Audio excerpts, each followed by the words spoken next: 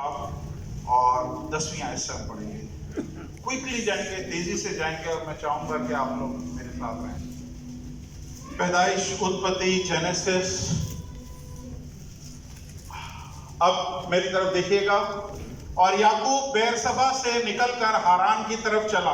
अच्छा, मैं थोड़ा सा बैकग्राउंड बता दूं। बैकग्राउंड ये है कि याकूब अपने भाई की बरकतें लेके ये धोखे से उसकी माँ ने और याकूब ने प्लान किया, और प्लान करने के बाद उसने धोखे से जो बड़े की बरकतें हैं, जो पहलोटी की बरकतें हैं, वो याकूब ने ली हैं। और जब उसके पहलोटे इसके बड़े भाई को पता चला, एसाऊ को पता चला, तो वो इस बात से खुश नहीं हुआ, बल्कि बहुत गुस्सा हुआ और वो इसको जान से मारना चाहता था।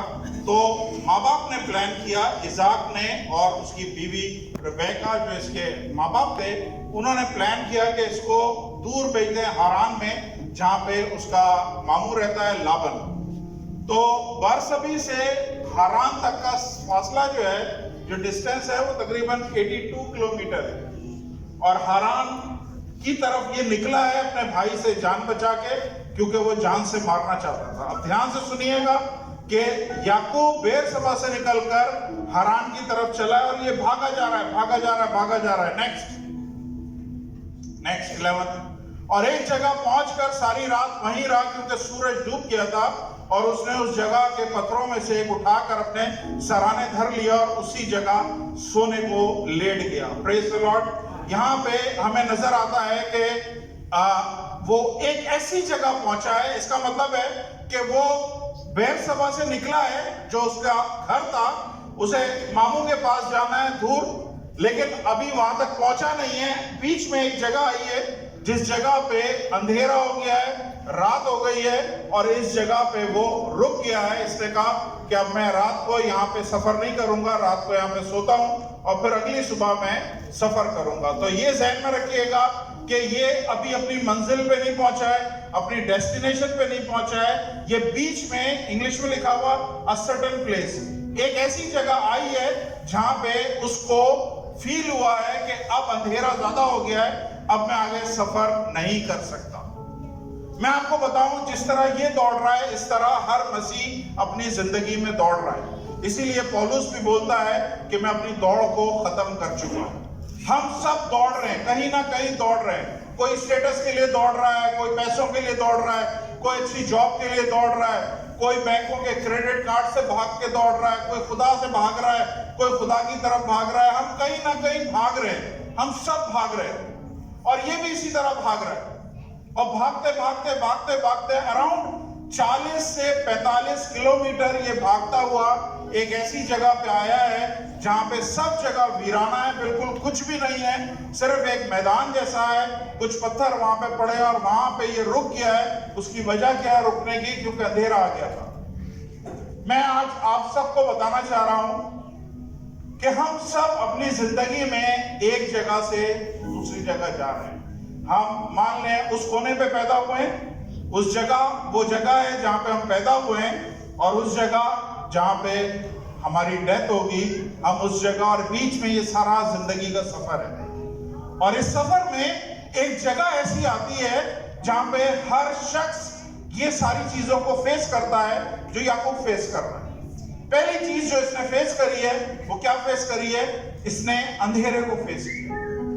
हम सबकी जिंदगी में एक ऐसा टाइम आता है, एक ऐसा दौर आता है, एक ऐसी जगह आती है जहां हम इस अंधेरे को फेस करते हैं। हमारी जिंदगी में एक अंधेरा आ जाता है, हमारी जिंदगी में एक तारीकी आ जाती है।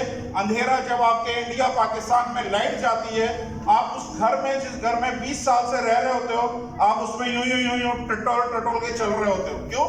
क्योंकि अंधेरे में आपको सही चल नहीं सकते, आपको डायरेक्शन नहीं मिलती। बिल्कुल इसी तरह हमारी जिंदगी में फिजिकली, मैं चाहता हूं आप सब प्लीज संजीदगी से मेरी तरफ देखें। मेरे पास सिर्फ आधा घंटा है,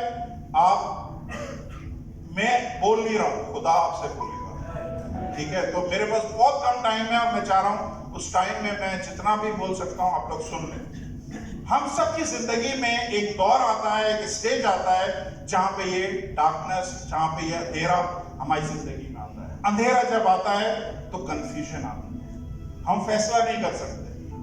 हम फैसला नहीं कर सकते कि हम यहीं पे रहें या हम इंडिया चले जाएं, हम यहीं पे रहें या हम पाकिस्तान चले जाएं, हम यहीं पे रहें या हम नेपाल चले जाएं, हम ये वाली नौकरी करें या हम वो वाली नौकरी करें, या हम अपना आजाद वीजा ले लें और हम अपना काम करें।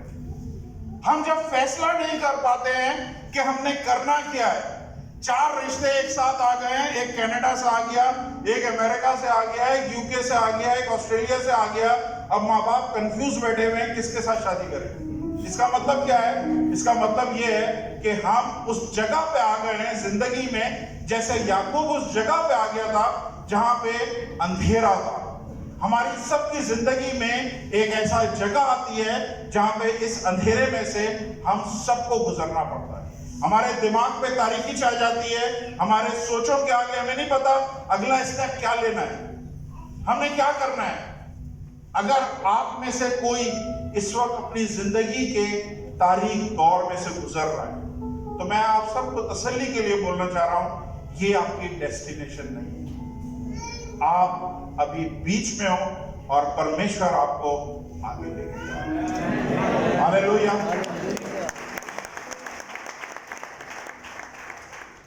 किसी भी किस्म की तारीकी अगर आपके ज़हन में है, आपकी जिंदगी में, आपको समझ में नहीं आ रहा मैंने क्या करना है, किस तरफ जाऊं, कौन सा फैसला करूं, इसका मतलब है मेरे भाई मेरे बहन, आप लोग इस वक्त उस दौर में से गुजर रहे हो, और मैं आपको बता रहा हूं प्रभु आपको यहाँ पे नहीं छोड़ेगा, इस जगह पे प्रभु नहीं छोड़ेगा, प्रभु आपको आगे लेके जाएगा। ये सिर्फ एक टेम्पररी प्लेस है, ये थोड़े दिन के लिए ये तारीकी छट जाएगी, आपके सामने सुबह का सूरज रोशन होगा, सब चीजें क्लियर होंगी कि आपने करना क्या है। हालेलुया। कितने लोग जानते हैं 40-45 किलोमीटर भागने के बाद ये शख्स थक गया है, 100% थक गया होगा। हमारी जिंदगी में एक दौर आता है, एक जगह आती है जहां पे हम थक जाते हैं, हम सब कहते हैं बस हो गई, अब नहीं होना, अब मेरे से और नहीं होता, अब मैं इन हालात को और फेस नहीं कर सकता। पास्टर साहब के दुख देखें तो पास्टर साहब बोले मैं और क्या, इससे ज्यादा क्या कर सकता हूं। एक टाइम हमारी जिंदगी में आता है जब बस हो जाती है, जब हम थक जाते हैं, जब हम बिल्कुल हार जाते हैं, हमें नहीं समझ में आता कि हम आगे कैसे बढ़े। मेरे पास टाइम नहीं है, नहीं तो बहुत सारी मिसालें दे के बताऊं। हमारी जिंदगी में ऐसे ऐसे क्राइसिस रहे कि हम सोचते थे बस अब बस हो गई। चाहे सोनापुर दुबई में और सोनापुर के हॉस्पिटल में देखें कितने लोग नौजवान आए हुए हैं जिन्होंने सुसाइड कर लिया है। क्यों सुसाइड कर लिया है? क्योंकि बस हो गई है, अब उनको आगे कुछ नजर नहीं आ रहा। आज मुझे समझ में आ रहा है, मुझे प्रभु बता रहा है, यहाँ पे कुछ लोग, कुछ फैमिलीज ऐसी हैं जिनकी जिंदगी में ये स्टेज आई हुई है, जो दोनों हाथ उठा के बोल रहे हैं अब बस हो गई है प्रभु, अब इससे ज्यादा नहीं हो सकता। हो सकता आपके रिलेशन बस हो गए, आपके रिलेशन हस्बैंड वाइफ के, आप बोल रहे हो इससे ज्यादा और मैं नहीं सह सकता, बस खत्म, अब ये रिश्ते को खत्म करो। बच्चों के साथ रिलेशन खराब हो गया है। हो सकता है कंपनी में, मकसद आप थक गए काम कर करके, लेकिन कोई प्रमोशन, कोई अप्रिसिएशन नहीं है, आप परेशान है कि मैं क्या करूं। अगर आप में से कोई इस वक्त ऐसे स्टेज पे है जहां पे आपको लग रहा है कि अब मैं बस हो गई है, मैं आपको फिर प्रभु के वचन में से बता रहा हूं, ये जस्ट टेम्पररी प्लेस है, ये परमानेंट जगह नहीं है। प्रभु आपको इस जगह पे रहने नहीं देगा, प्रभु आपको आगे लेके जाएगा, प्रभु उस जगह पे लेके जाएगा जहां पर उसे लेके जाना है।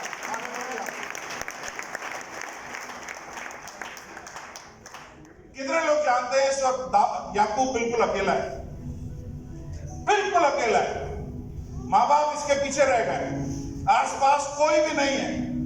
और ये भी एक टाइम हमारी जिंदगी में आता है जब हम जिंदगी में फेस करते हैं कि हम अकेले रह गए। पास्टर साहब फिजिकली अकेले रह गए, लेकिन हमारी जिंदगी में ऐसे टाइम आते हैं जब हमें फील होता है कि मैं अकेला हूं,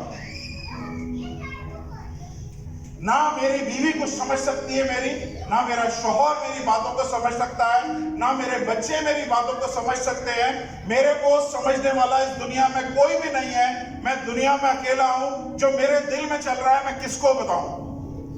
कितने लोग समझते हैं ऐसा टाइम आता है आपकी जिंदगी में, आप अपने आप को एक्सप्लेन नहीं कर सकते, आपके पास सफाई नहीं है देने की कि मैं क्या सफाई दूं, लोगों को क्या सेटिस्फाई करूं, लोगों को कैसे बताऊं कि मैं ऐसा नहीं हूं। लेकिन जिंदगी में ऐसा टाइम आता है कि जब आप ऐसी जगह पे पहुंचते हैं जहां पे आपको फील होता है कि आप अकेले, आप एक बेड पे अपनी वाइफ के साथ एक ही बेड पे बैठे होते हैं, लेटे होते हैं, लेकिन बीच में शायद 1 फीट का फासला है, लेकिन सदियों का गैप है। इतना डिस्टेंस है बीच में कि दिल नहीं मिल रहा है, सोचे नहीं मिल रही हैं। ये कहलाती है प्लेस ऑफ सेपरेशन। एक ऐसी जगह आती है जहां पे हम सेपरेट हो जाते हैं, हम अपने आप को अकेले महसूस करते हैं। हाथ पकड़ के हम पास्टर का हाथ पकड़ के हम दुआ कर रहे हैं, हालेलुया रकाबा रशकाराबा, और दिल खाली है, दिमाग खाली है, सोच खाली है। That is called spiritual separation.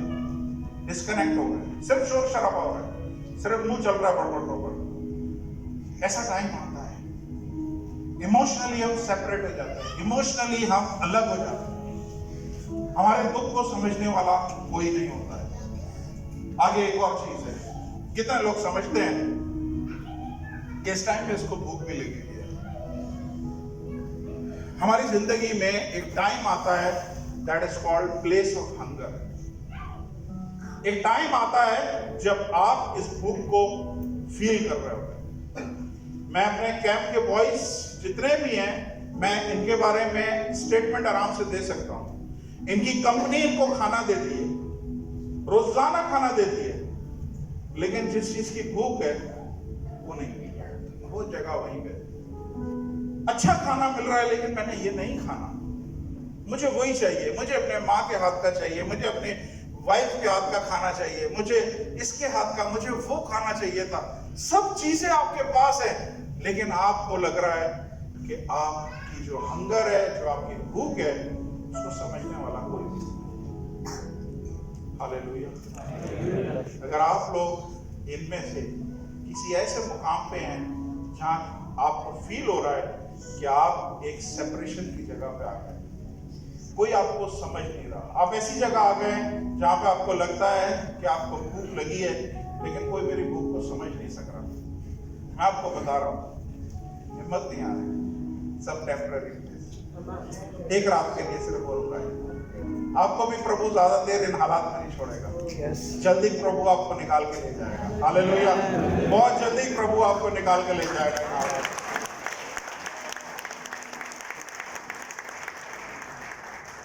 ऐसी जगह है जिसे कहते हैं प्लेस ऑफ हार्शनेस। हार्शनेस मतलब सख्ती। आपने देखा, इसने बाइबल में लिखा है सूरज डूब रहा था, उस जगह के पत्थरों में से एक पत्थर को उठाकर अपने सराने धर लिया और उस जगह सोने को लेट गया। अगर जिंदगी में कभी आपको तकिया ना मिले, सुने, अगर जिंदगी में आपको सर रखने के लिए तकिया ना मिले और आपको पत्थर सर के नीचे रखना पड़े, तो मान लें आपकी जिंदगी इस वक्त वाकई टफ हालात में से गुजर रही है, एक हार्श हालात में से गुजर रही है, एक सख्त हालात में से गुजर रही है। मैं इसको चैलेंज के बोल सकता हूं कि इट्स अ टफ टाइम। हम सबको सोने के लिए तकिया जरूर मिल जाता है, लेकिन यहाँ पे एक ऐसी भी स्टेज है जहां पे वो तकिया ढूंढ रहा था और उसके पास तकिया नहीं था, और एक पत्थर उसको मिला है, उस पत्थर पे टिका के सर को सोया। हालेलुया। जिंदगी में स्पेशली यूएई में आपको ये सख्तियां मिलेंगी, तकलीफें मिलेंगी, ये सारी चीजें आपको मिलेंगी, लेकिन फिर आपको मैं बोल रहा हूँ ये टेम्पररी प्लेस है। खुदावंद आपको यहाँ से आगे लेके जाएगा। इन हालात में प्रभु आपको नहीं छोड़ेगा। देखें प्रभु क्या कर रहा है। आइए नेक्स्ट पढ़िएगा।